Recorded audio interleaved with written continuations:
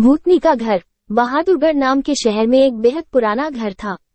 उस घर को सब लोग भूतिया और अपशकुनी कहते थे, क्योंकि जो भी वहां रहने आता उनकी किसी न किसी कारण से मृत्यु हो जाती। इसलिए वो घर खरीदने के लिए कोई भी तैयार नहीं होता था।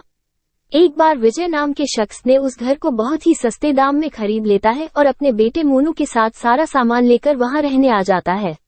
घर में शिफ्ट होने के 1-2 दिन में ही विजय को अपने आसपास अजीबोगरीब घटनाएं घटित होने का एहसास होने लगा। पहले तो वो इसे नजरअंदाज करता रहा, लेकिन जब उसे घर में किसी की मौजूदगी का एहसास होने लगा तो वो सतर्क हो गया।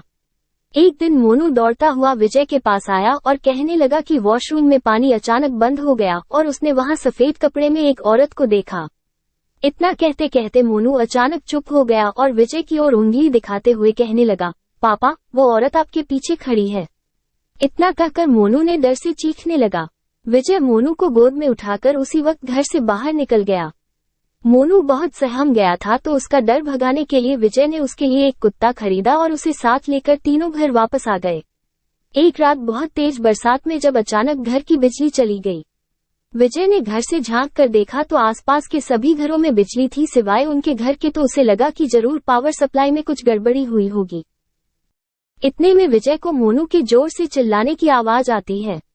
विजय दौड़ता हुआ टॉर्च लेकर उसके पास जाता है। मोनू को दोबारा से घर में वो औरत दिखाई देती है।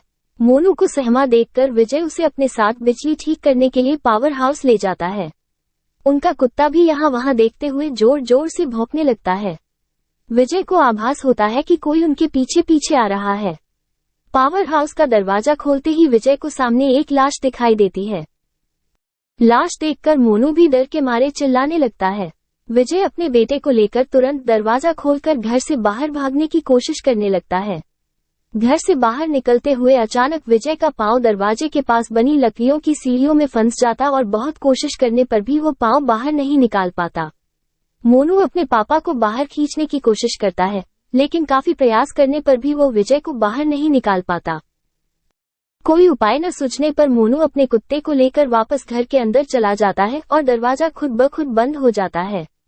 वहां विजय भी करीब 15 मिनट तक मशक्कत करने के बाद अपना पांव बाहर निकालने में सफल हो जाता है।